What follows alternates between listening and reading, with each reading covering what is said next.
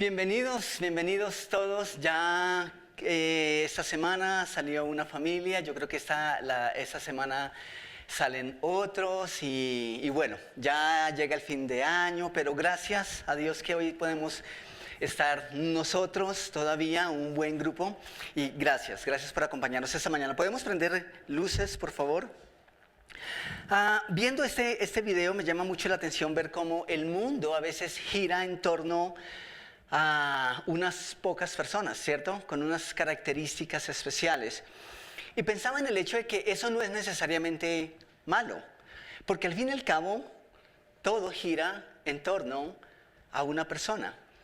El problema de eso es cuando gira en torno a la persona equivocada, ¿cierto? A veces dedicamos demasiada atención a las personas equivocadas, y el mundo en el que vivimos desafortunadamente hace eso, especialmente en estos tiempos que nosotros tenemos para celebración y que celebramos Navidad y todas esas cosas que tanto amamos. Hablando de nacimientos, ¿ustedes han visto cómo la tecnología, la era de las redes sociales han hecho que cada vez los nacimientos sean más conocidos en el mundo y que sean el boom? Tenemos varios amigos que han transmitido en vivo cuando sus esposas han dado a luz y ellos están ahí todo el proceso, otros han grabado el video, luego lo han compartido con las familias. Y todo eso hace que, pues, como que todo se sabe, ¿cierto? Ya uno sabe quién fue papá, todas esas cosas, porque todo se sabe gracias a las redes sociales. Todo el mundo ahora está compartiendo sus bendiciones, ¿sí? Eso es genial. Apenas unas décadas atrás, las cosas eran completamente diferentes, muy diferentes. De hecho, yo recuerdo, nosotros somos 5 hermanos y todos nosotros nacimos con partera, ¿sí? Nacimos, de hecho creo que 4 nacieron, los 2 mayores, los 2 menores, yo soy el de la mitad, nacieron en el campo, en la finca, literalmente, y yo nací en la ciudad, pero también con partera, y creo que fui al campo muy pequeñito. Y cuando nació el hermano que me sigue a mí, habíamos nacido ya 3. Cuando nació el cuarto, que es el que me sigue a mí, obviamente nosotros nos mandaban como para la cocina, para el patio, porque no querían, habían muchos tabúes, todavía los hay, ¿cierto? Esas cosas que no se hablan en familia, esas cosas que los padres no quieren que los niños nos enteremos, ¿cierto? Que a veces es prudente, pero que a veces creo que va al extremo. Y yo recuerdo que obviamente había una señora que yo en mi vida había visto, tal vez fue la que me ayudó a salir, pero obviamente yo no tenía memoria de eso. Y esa señora yo vi que, por la mañana llegó muy temprano, y obviamente uno es curioso, los niños son curiosos. Y yo le pregunté a mi hermana, que ella era la mayor, era la más grandecita, acerca de qué era lo que estaba pasando. Y mi hermana me dijo, es un perrito, están haciendo un perrito. Yo supongo que esa fue la instrucción que ella recibió de parte de mis padres para mantener mi inocencia, ¿sí? Pero ese día, en serio, la casa estaba sola, no hubo visitas especiales, no hubo amigos, nada. Es como si nada extraordinario estuviese ocurriendo. Lo que más recuerdo de mis primeros días de vida es que como fui el tercero en nacer, los 2 primeros, mis 2 hermanos mayores son monos y son de ojos claros. Y yo recuerdo que mis padres dicen que como a la semana o al par de semanas, un amigo que fue amigo de todo el tiempo de la familia, fue a visitarnos. Y ese amigo, cuando se acercó a la cuna donde yo estaba, bueno, realmente no era cuna, era un cajón de madera, el papá mismo los hacía, y ese trabajador se acercó y dijo, la niña y el niño son muy bonitos, pero este sí está muy feito. Hay cosas que no cambian, ¿cierto? Hay cosas que permanecen intactas.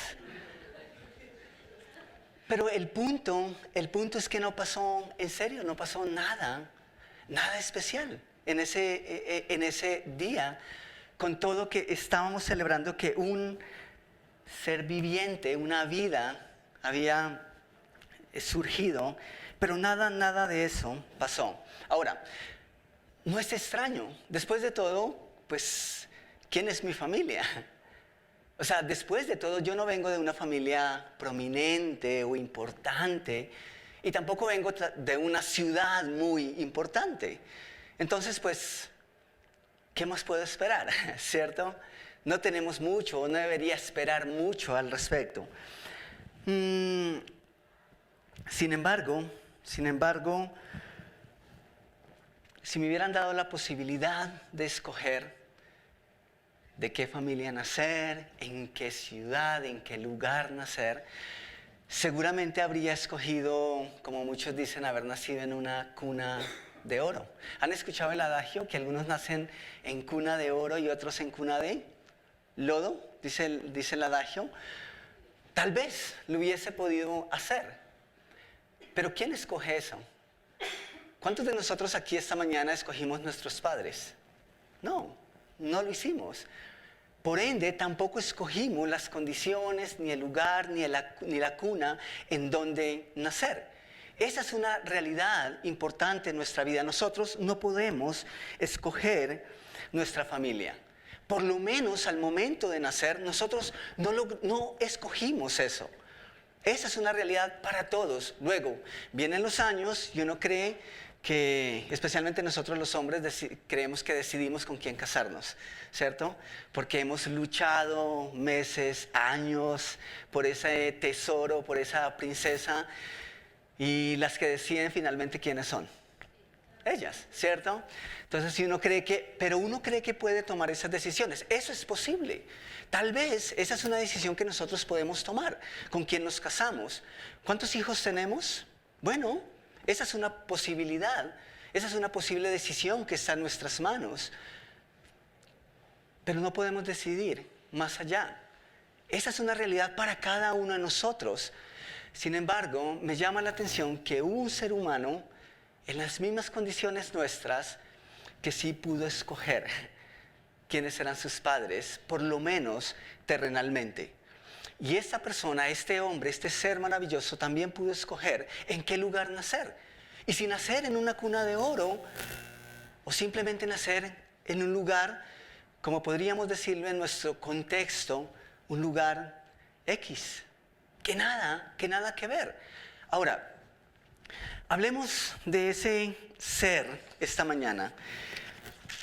Ustedes recordarán que la historia de la redención reclamaba uno que fuera perfecto, uno que fuera sin mancha, un hombre en las mismas condiciones del primer hombre sobre la tierra, Adán. Y nosotros sabemos que después de Adán, el único con esas condiciones es Jesús. No hay otro, cada uno de nosotros nacimos bajo la maldición del pecado. La única excepción a esa regla, hablando de humanos y entendiendo que Jesús fue 100% humano, a la vez que 100% Dios, Él fue la excepción a esa realidad. Ahora, en ese orden de ideas, pues Él nació como nacen los niños. Claro, nosotros sabemos que María fue embarazada bajo la obra y gracia del Espíritu Santo, pero la forma en cómo vino Jesús al mundo es la forma en cómo cada uno de nosotros llegamos. Fue así como Él lo hizo. Entonces, Él tuvo una madre, tuvo que estar en el cuidado de una familia, unos hermanos, y tuvo que crecer en el seno de una familia como cada uno de nosotros. Y Jesús no solo pudo escoger la familia, sino también la cuna en donde nacer. Pudo haber hecho que fuera de oro, pero en vez de eso prefirió un pesebre. Y la pregunta que nosotros nos hacemos es ¿por qué? ¿Por qué así? ¿No tenía él el derecho de hacerlo diferente? ¿No merecía él otras condiciones? De hecho, un evento como este requería unas condiciones particulares. pero aún ni eso siquiera estuvo dispuesto para Jesús. Lo interesante de todo esto es que si Jesús hubiese elegido a otros personajes para que fueran sus padres terrenales, pues las cosas habrían sido diferentes. ¿Ustedes se imaginan donde Jesús hubiese escogido al César, por ejemplo? ¿O al emperador romano de turno? ¿Será que su nacimiento habría sido igual que como fue? ¿O más personas se habrían podido enterar? Yo creo que habría sido completamente distinto. Si él hubiese escogido otros padres, otra familia, seguramente el nacimiento de Jesús habría sido un espectáculo. Habría sido visitado, habría sido mucho más regalado de lo que fue por personas importantes, dignas del rey. Nosotros sabemos que 3 magos le visitaron, ¿cierto? Pero ¿quiénes eran esos magos para la sociedad del siglo I? No eran personas prominentes, no eran personas importantes. Pero Jesús está en esa cuna y Él está siendo visitado por esas personas. Y parece que todo esto tiene que ver por la familia en la cual decidió hacerse hombre.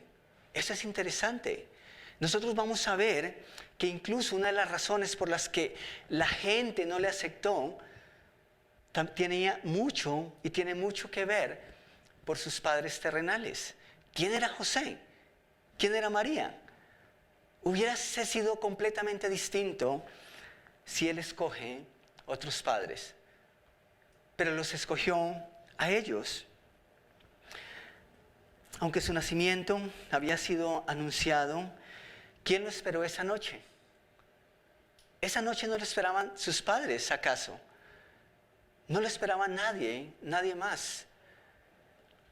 Y había sido anunciado. Eso nos habla mucho de la condición del humano que fue nuestro Salvador. Así como cantábamos ahorita, Él fue una persona, un hombre muy, muy sencillo. Eso nos recuerda que las primeras personas que tuvieron contacto con Jesús, Dios hecho hombre, fueron personas anónimas hasta ese momento. Volvemos a la pregunta, ¿quién era José? ¿Quién era María hasta ese momento? Pero Dios los escogió y se glorificó en ellos. Y ellos nunca más fueron los mismos. Ellos fueron transformados por Él. Fueron anónimos hasta ese momento.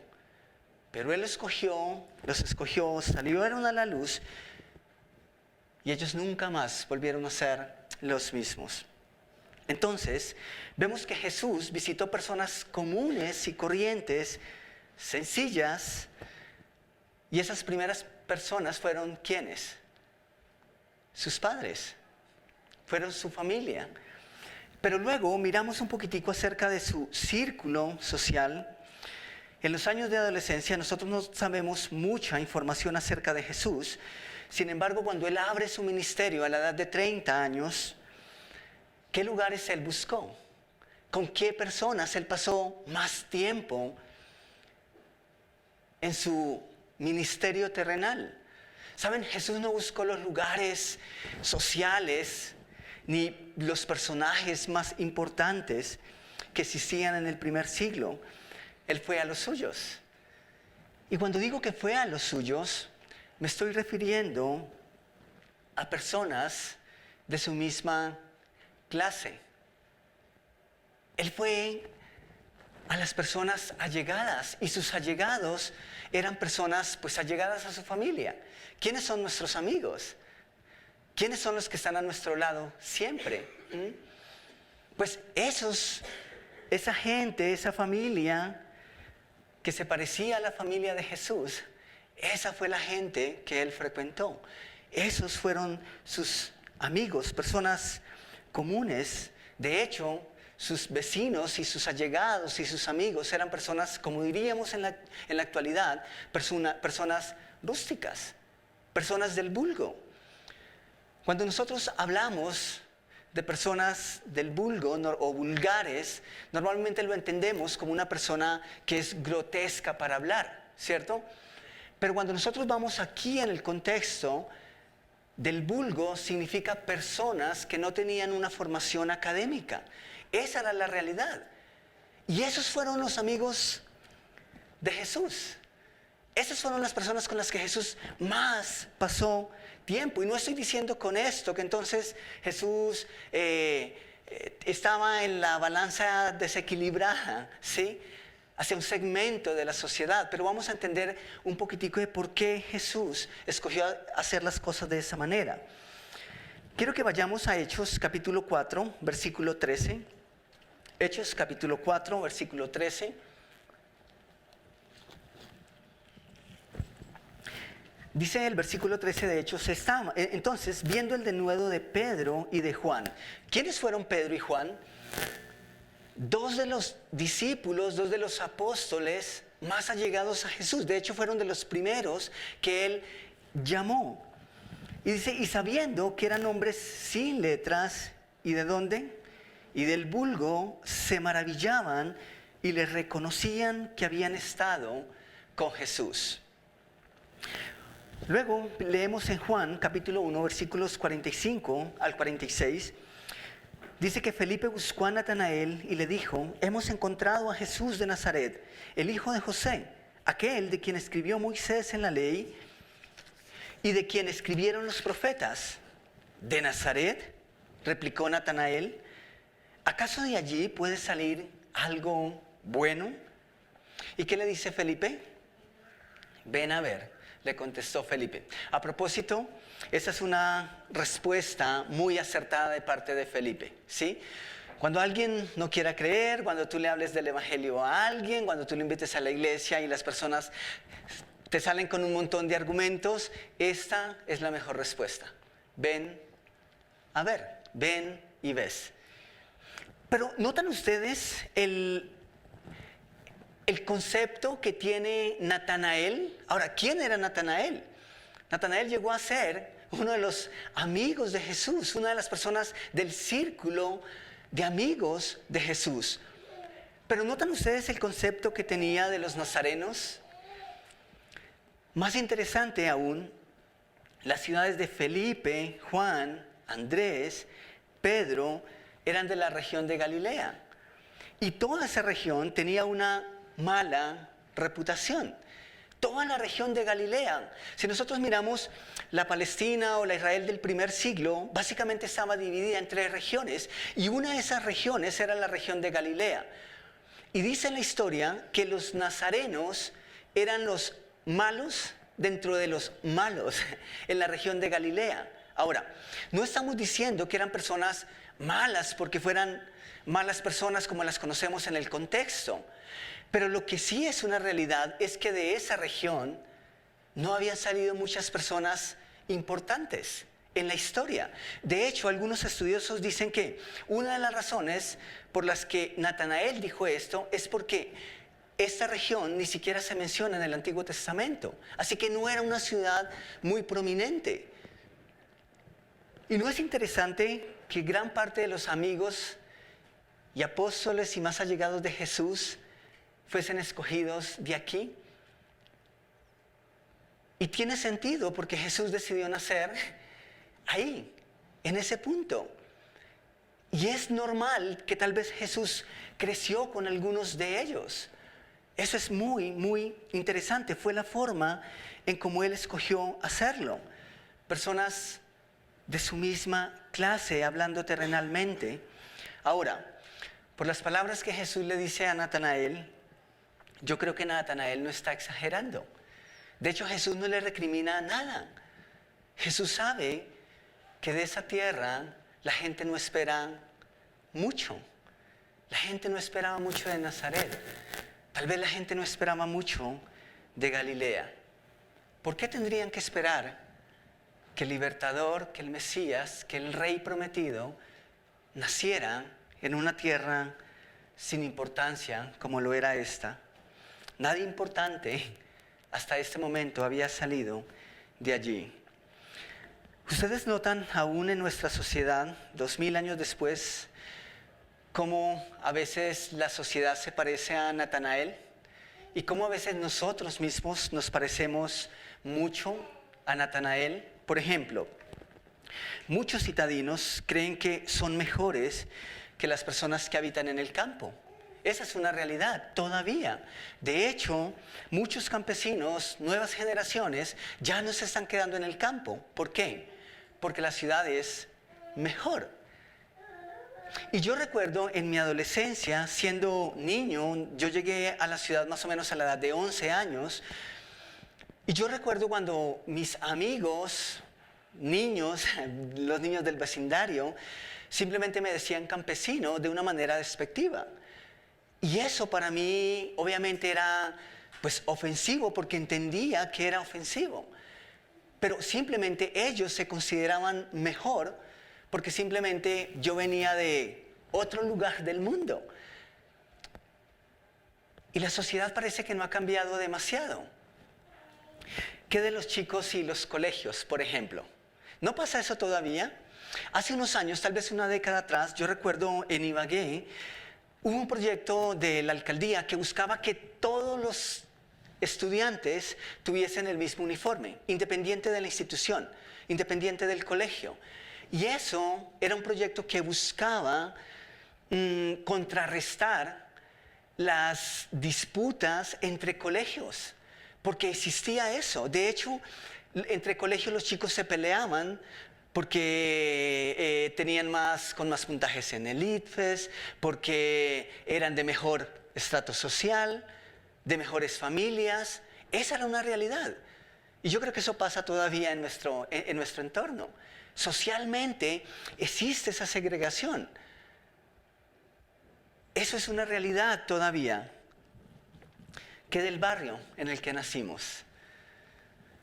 ¿Ustedes saben de casos, o tal vez hemos sido nosotros mismos, que a veces incluso en broma juzgamos a una persona por el lugar en que nació, o incluso por el barrio del que viene?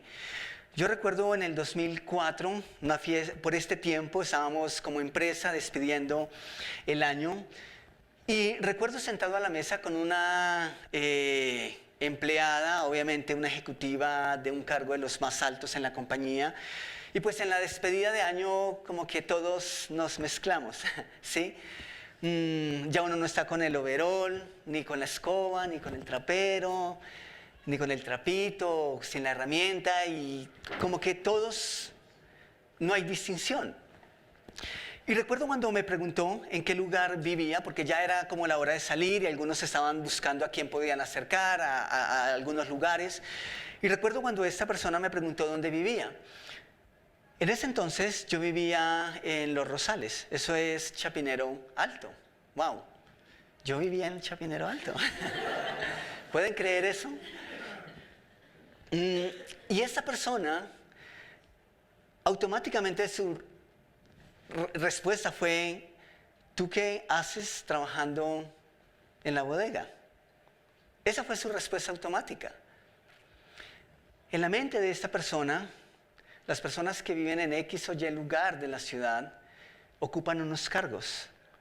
Los auxiliares de bodega y cargos menores los proporcionan otros sectores de la sociedad. Pero es así como socialmente vemos la vida.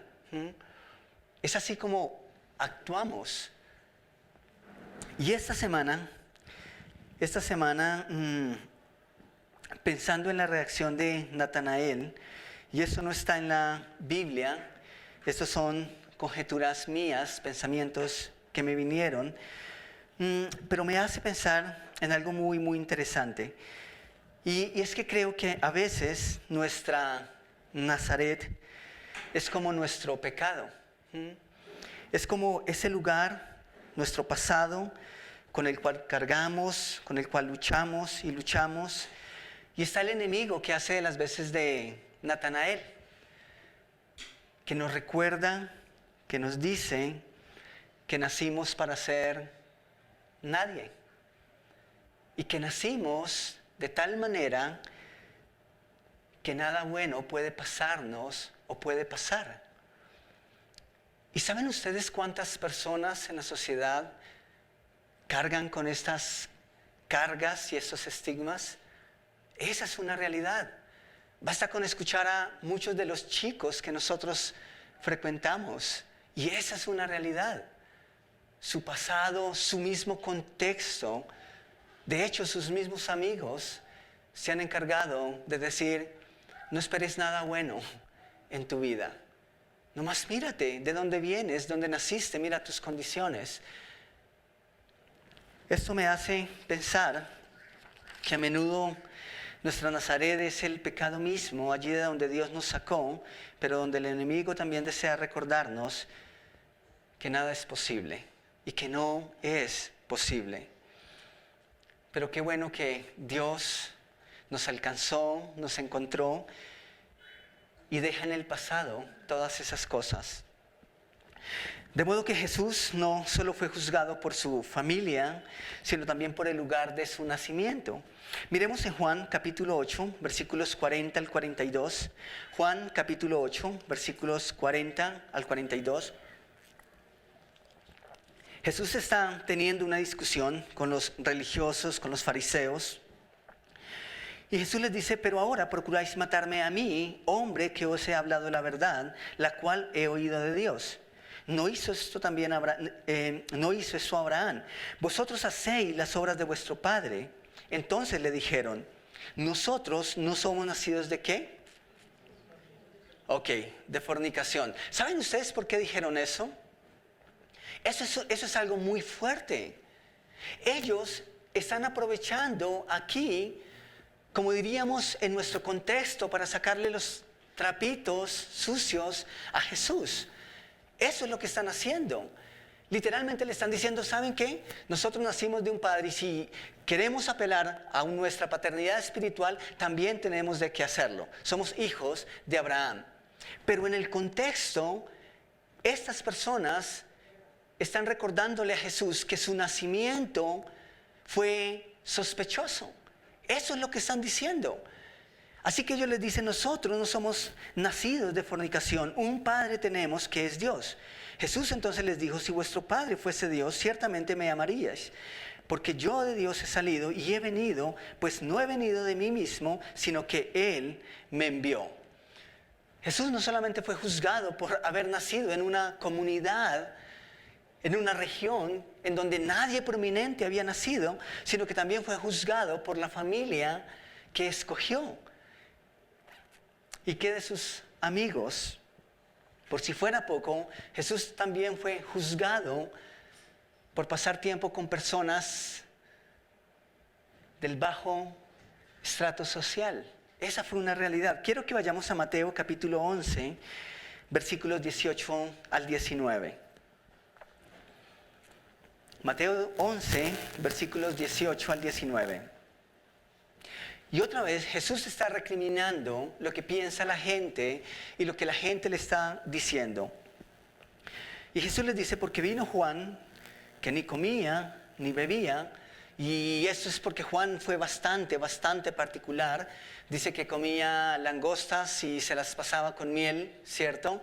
Esa era su dieta. Pero ¿recuerdan ustedes la forma en que vestía? Era bastante particular. Dice que simplemente se vestía de pieles. Y Jesús dice, vino Él y ustedes no le creyeron, porque era de pronto demasiado raro, demasiado rústico, demasiado extraño. Pero noten lo que les dice Jesús. He aquí, versículo 19, vino el Hijo del Hombre, o sea, Él, que come y bebe, y dicen, he aquí un hombre comilón y bebedor de vino, ¿y qué más? ¿Amigo de quién? De publicanos, que eran los traicioneros en gran parte, y de pecadores, pero la sabiduría es justificada por sus hijos. Fue juzgado por el lugar donde nació, por su familia, por sus amigos, por su círculo social. Él pudo haber hecho que fuera diferente. Pero aún así decidió hacerlo de esa manera. Jesús les dice aquí que ellos son sus amigos. Y amigo aquí es más que alguien alguien que simplemente te encuentras o con quien pasas tiempo esporádico. Es alguien que hace parte, que es íntimo contigo. Cuando Jesús dijo, ellos son mis amigos, y cuando estas personas dijeron, Jesús es amigo de ellos, es porque en verdad hacen lo que hacían los amigos y lo que hacen los amigos.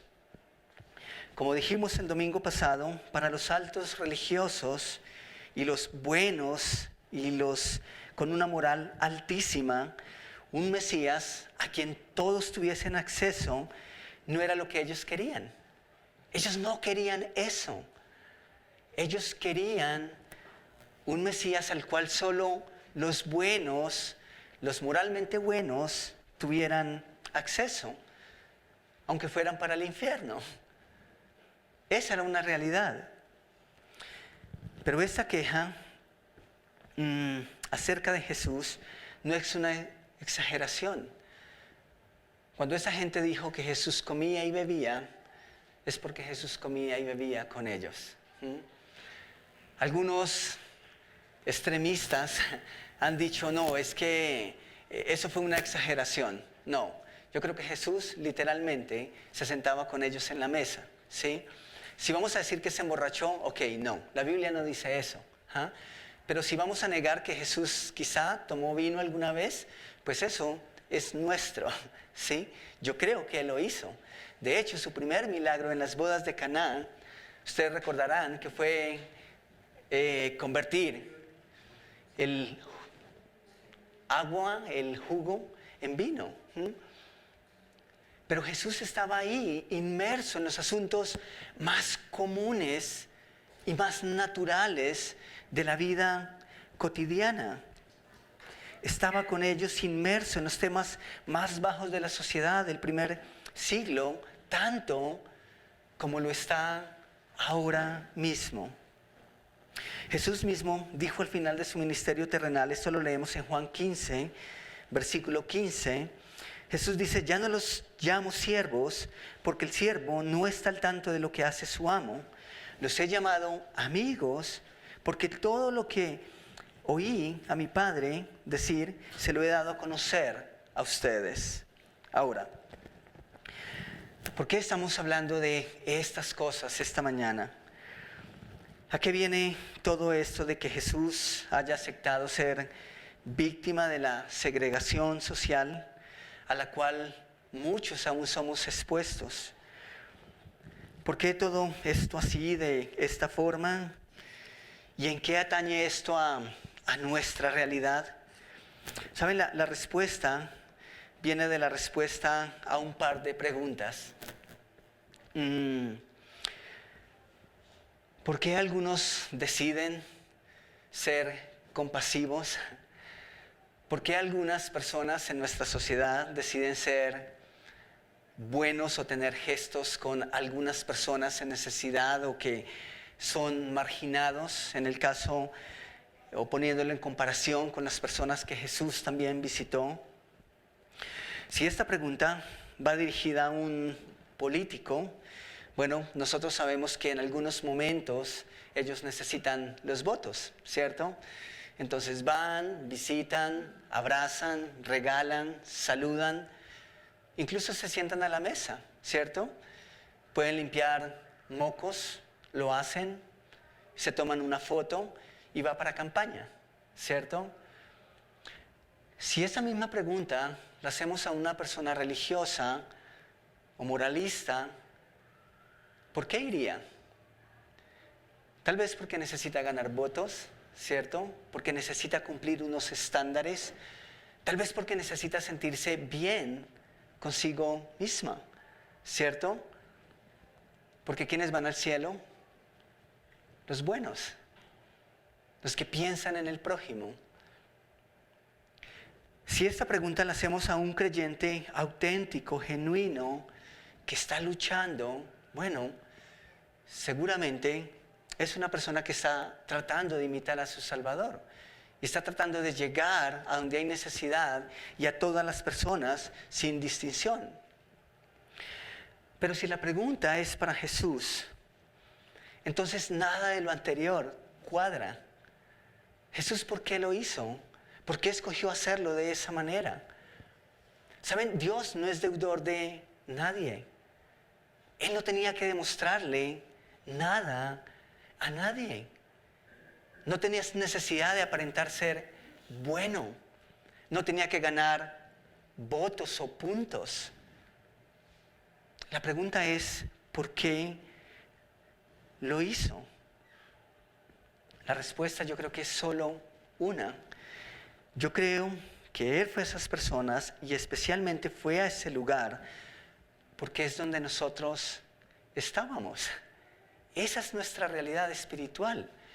Y yo creo que ese primer lugar que Él visitó, rústico, marginado, en donde nadie importante había nacido, ilustra lo que Él diría cuando inició su ministerio terrenal y que lo aplicó o que le dio una aplicación espiritual. Él dijo, bienaventurados los ricos en espíritu. No, los pobres en espíritu. Porque los ricos en espíritu no están dispuestos a reconocer la necesidad de un Salvador. Y yo creo que Él escogió estos lugares, estas personas, porque Él sabía dónde estábamos. Él sabía dónde encontrarnos. Por eso no fue a otros lugares. Fue justo donde sabía que estábamos. Las condiciones que rodean su nacimiento y que tienen que ver con su obra, de una u otra forma nos recuerdan por quiénes vino. Y Él vino por usted y vino por mí, por cada uno de nosotros. Alguna vez Él dijo algo muy parecido a esto a la gente que le rodeaba. En Marcos capítulo 2, versículos 16 al 17, dice que cuando los maestros de la ley religiosa, que eran fariseos, lo vieron comer con los cobradores de impuestos y los otros pecadores, preguntaron a los discípulos, ¿por qué come con semejante escoria? Eso lo estoy leyendo de la Nueva Traducción Viviente. Y yo creo que esa es una de las palabras que mejor resume lo que había en el pensamiento de estos moralistas religiosos. Preguntaron a los discípulos, ¿por qué come con semejante escoria? Versículo 17, cuando Jesús los oyó, les dijo, la gente sana no necesita médico, los enfermos sí. No he venido a llamar a los que se creen justos, sino a los que saben que son pecadores. ¿Por qué escogió Jesús hacerlo de esa manera? Porque de esa manera nos encontró a nosotros. Te encontró a ti y me encontró a mí. ¿Saben? La Escritura dice que usted y yo estábamos enfermos. Y por eso Jesús vino a donde nosotros estábamos. Yo no creo que personas importantes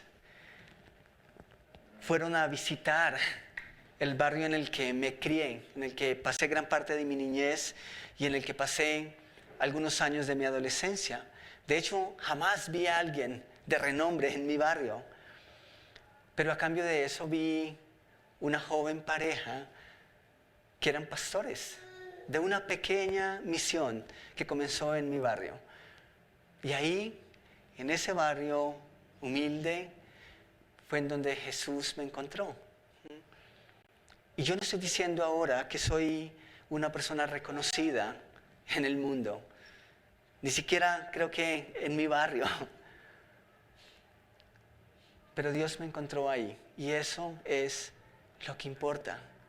Por eso Él fue allá, por eso Él fue a ese barrio. Y yo prefiero ser una escoria en sus manos, camino al reino, que tal vez una perla preciosa que está destinada a la perdición. Yo prefiero ser un mendigo invitado al banquete del rey que cualquier otra cosa. Eso me llena, eso me satisface. Y eso me recuerda porque Jesús lo hizo de esa manera. Así que estoy agradecido por Él, por escoger hacerlo como lo hizo. Tomamos un momento para orar. Tal vez esta mañana tú puedas recordar las circunstancias en las que Jesús te encontró. Y cuando uno mira la Biblia y cuando uno mira todos estos personajes a los que admiramos, a los que escribieron, a los que admiramos, porque Dios usó de maneras especiales y particulares, nosotros vamos a notar que ellos se parecen mucho a nosotros. Ellos, la mayoría, no vienen de un lugar importante, prominente, no vienen de grandes familias. Pero Dios, Jesús los encontró y ahora hacen parte de su reino. Son hijos del Rey, somos hijos del Rey. Solo porque Él así quiso, solo porque Él nos encontró tal vez en nuestra mendicidad espiritual. Y hoy podemos decir que somos hijos de Él, que somos reconocidos, que somos amados, que somos escogidos, solamente porque Él se dio la oportunidad de amarnos en la condición en que nos encontró. Y tal vez tú esta mañana estás luchando con alguna situación especial, con algún pecado especial. Tal vez el enemigo todavía sigue susurrando a tu oído que no eres nadie para que algo especial pase, que incluso Dios no es capaz de hacer grandes cosas en ti y a través de ti. O tal vez que no eres capaz o lo suficiente para seguir luchando con esas cargas que tal vez por años has tenido en tu mente, en tu corazón. Tal vez hoy es el día en que nosotros podemos recordar y que podemos decir que como hijos del Rey, que como hijos de Dios, si es que eres un hijo, una hija de Dios, tal vez ya no importa tanto de dónde venimos, sino a dónde vamos, a dónde nos dirigimos. Y cuando pensamos en eso y cuando enfocamos en eso, nuestra realidad es que independiente de las circunstancias, nos dirigimos al palacio del Rey, nos dirigimos a la eternidad con Él. El próximo viernes, si Dios nos da la oportunidad, vamos a estar celebrando nuestro servicio especial de Navidad. A las 7 de la noche vamos a estar en este lugar. Y de una forma simbólica, vamos a estar celebrando un banquete como iglesia. Y parte de celebrar ese banquete sí es porque nos encanta la comida. Nos encanta, nos fascina.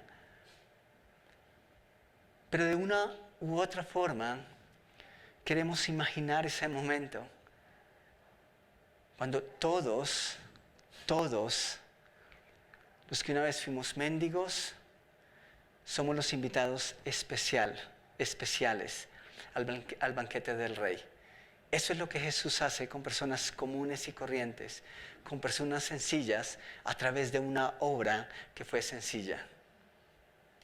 Y si tú no eres hijo o hija de Dios, si tú no tienes una relación personal con Jesús, esta mañana tú puedes dar ese paso. Si tú no tienes seguro que vas a estar en la eternidad sentado, sentada a la mesa, disfrutando del banquete con el Rey, esta mañana tú puedes dar ese paso. Y si no estás seguro, segura de haber dado ese paso, hay personas aquí que queremos hablar contigo acerca de eso. Y si Dios está tocando tu corazón y quieres estar seguro de ese paso, esta mañana tú puedes hacerlo. Y tal vez quieras levantar tu mano si esa es tu condición. Si no estás seguro de tu salvación, de tener una relación con Jesús, levanta tu mano y vamos a buscar un espacio para hablar contigo acerca de estas cosas.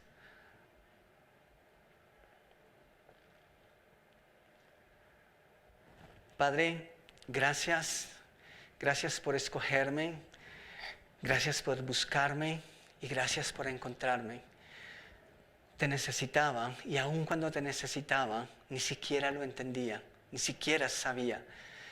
Pero gracias, Señor, porque esta obra es tuya de principio a fin. Y gracias, Señor, porque tú diste valor a mi vida cuando ni siquiera yo mismo lo podía reconocer.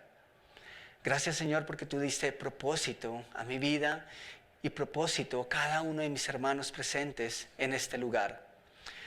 Gracias, Señor, porque escogiste ir al lugar en donde nosotros nos hallábamos, sin importar las condiciones, sin importar las circunstancias, sin importar la gente que diría de ti, que diría de María, una mujer común y corriente, sin nada especial para la sociedad. Un José, carpintero, ¿qué podía decir la gente de él? El carpintero era eso y nada más. ¿Qué pudo decir la gente de tus amigos, esa gente que se consideraba digna y merecedora? Eres amigo de pecadores, pero eso no te importó. Y tampoco te importó, Señor, la forma en que decidiste hacerte hombre, que los fariseos y los religiosos se burlaran de ti. Eso no importó para ti, porque nos amaste, porque me amabas y porque ese amor simplemente rompió esas barreras y cruzó esas fronteras. Y mi oración, Señor, es que nosotros podamos hacer eso mismo. Que nosotros te dejamos en alto, que nosotros vamos por la vida, por todos los lugares en que podamos transitar, orgullosos de ser tus hijos, orgullosos de ser tus alcanzados, tus amigos, orgullosos de ese Salvador. Gracias, Padre, por hacerlo sencillo. Y por cuanto es sencillo, nosotros podemos comprenderlo, podemos abrazarlo y podemos experimentarlo. Gracias por recordarnos eso esta mañana. Yo te ruego, Señor, que sigas en medio nuestro, que nos sigas dirigiendo en este espacio, que nos des un buen tiempo para compartir ahorita un café y que luego, Señor, podamos disponer nuestros corazones, nuestras mentes, nuestro ser, para recordar la obra que tú hiciste, pero también para recordar que un día tú vas a venir por nosotros, que la espera terminará y que estaremos cara a cara frente a ti. Oramos en tu precioso nombre. Amén y amén. Muchas gracias. Bueno, como ya lo mencioné, estamos próximos a disfrutar de un buen cafecito, una agüita aromática para los que no gustan del café. Alguien muy amablemente esta mañana nos ha traído buñuelos para tomar con cafecito. Así que gracias por esos detalles. Hoy vamos a tener café con buñuelo. Y recuerden que dentro de 8 días, sí, recuerden que no va a haber, este lugar va a estar con las puertas cerradas, porque vamos a permitir, y la invitación es pasen tiempo con sus familias, aprovechen esta época, y como iglesia vamos a reunirnos, ¿cuándo? El próximo viernes. ¿A qué horas? A las 7 de la noche aquí, ¿cierto?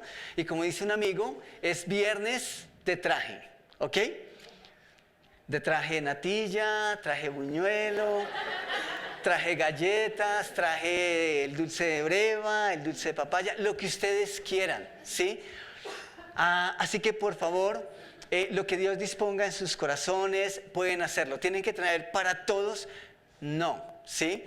Traigan la cantidad y lo que Dios disponga en su corazón, lo que esté en su capacidad. Si no lo pueden hacer, no hay ningún problema. Siempre hay comida hasta para llevar, ¿sí?